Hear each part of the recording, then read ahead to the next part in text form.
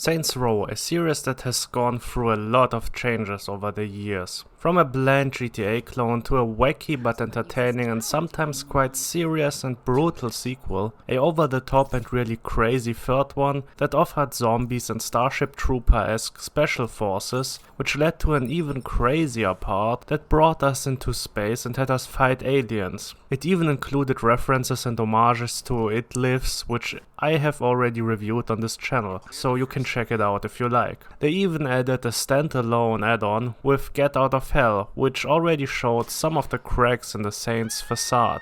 It really hit a rough spot with Agents of Mayhem though, which was a hero shooter that was kind of a Saturday morning cartoon thing in the Saints universe, even though it barely had anything with it in common, except having John Gad, and I think that may be just as DLC. It also sold exceptionally bad, and I have seen even the day one special editions for $5 or even less in the store. I even got it and thought it was super bland and kind of terrible. Definitely not something I would revisit anytime soon, and especially mind-boggling as the Saints Row series got its own identity from part 2 on, and was very distinct, but turned out to be this bland with Agents of Mayhem. But eventually they tried to reboot the series, as they have gone too far and too crazy, jumping the shark, and now they tried something more grounded and serious, and it sounded kind of interesting. They said they would be closer to the second and third one, and the second one was great and one of my favorites. And while they hit the mark for some of these points, they also kind of catastrophically missed it in a lot of other parts. A lot of people already complained about it, as the cast looks like hipsters, which is kind of true, but the gameplay sounded at least somewhat interesting to me. A return to simpler and more fun times of open world games. I do love building a gang and an empire after all. Could Saints Row deliver though? Well, it's actually all quite complicated. Let's start with the story.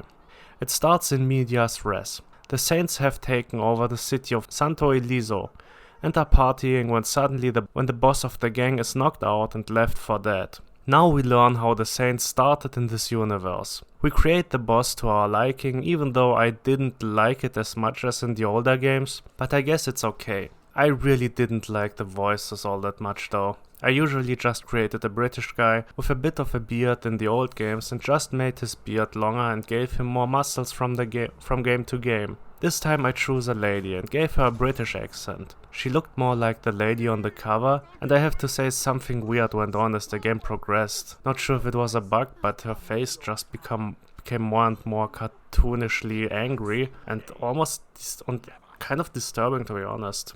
Even though I didn't change her later. But there are still a couple of bugs, especially visually in the cutscene, so maybe that was the case.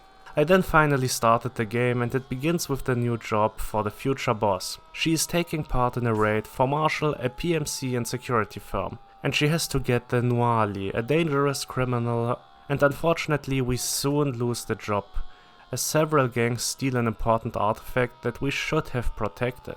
We not just lose the artifact, the gangs that are attacked are linked to our crewmates, so soon we start our own gang, as we have brought 2 gangs and soon Marshall on our list of enemies. Now we have to find some allies and build an empire. Thanks to some important papers we get, we can build new companies in certain areas of the city, and then complete venture jobs for these companies to increase our hourly income. We can also eliminate threats, which are mostly about killing enemies but also destroying drones and police vans. The side hustles are similar to the old games, but not as crazy and fun as in most of the old games. There are also no fun little cutscenes like in the second game when the side activities are introduced, but you can unlock new weapons and stuff like that with these side activities. But it's not as clearly structured then in the second game again. You get only relatively little money for that. The discoveries or collectibles are varied though. There are packs of drugs, wingsuit towers, photo opportunities, and the secret history of Santo Ileso, which is one of the worst side activities I've probably ever seen. You just walk around a small area and click on the soundboards in the area. Often there's one which is pretty hard to find and it just doesn't feel rewarding at all. The venture activities which are improving the income of the ventures also vary greatly regarding the enjoyment level. Some are cool, some are a bit annoying, some offer a nice bit of story, others not really. All that gives you the money to customize and improve your character. While the standards like more health are nice, almost all of the other upgrades are very meh. There are some passive activities that can be nice and active abilities which might be okay, but I hardly even used it, to be honest. The cars I also didn't customize or upgrade at all. Maybe this made the game harder, but I didn't really feel it, I have to say. In general, the game is pretty easy anyways. The fights are not that tough or interesting. Even laying on a roof of the car and shooting at enemies is not as cool as it sounds. The whole vehicular combat is a nice try, but nothing great and not that interesting. The sound of the guns is also abysmal, making most guns sound like pea shooters, and the strongest guns look like toys, which is odd. And as I am talking about odd choices, there's even more. When riding a bike, the whole PS5 controller is just shaking like crazy, which feels like absolute shit and made me think of turning off vibration as a whole. But instead I just didn't ride bikes. The odd choices unfortunately also involve the story.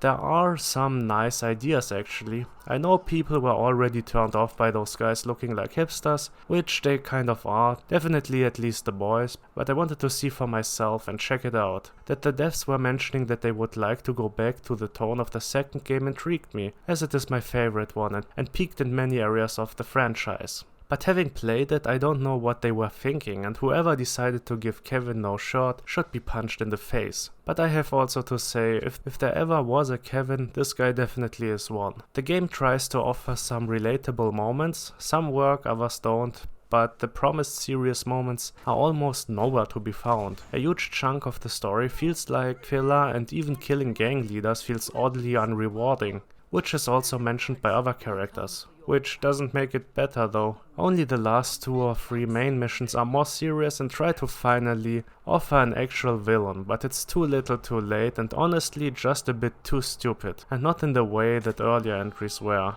It's not charming at all. Saints Row missed the mark. It's not as bad as some people make it out to be, but it is a far cry from earlier entries. It's kind of fitting that this is a reboot, as it feels as weak as the first game, which had good ideas but a weak execution, not having found the spirit of the series yet. And with this entry they lost it completely again. Almost completely again. Yeah.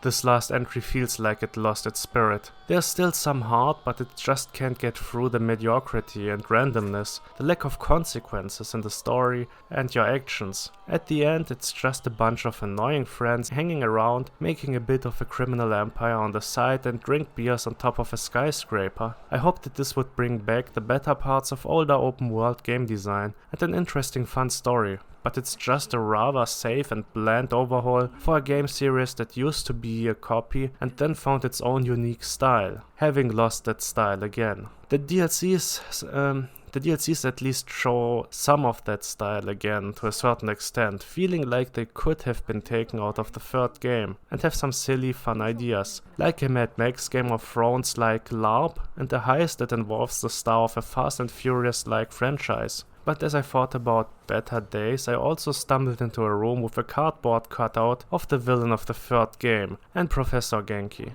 Not gonna lie, that one kind of hurt. It gets a 6 out of 10. That's it. We're out of here.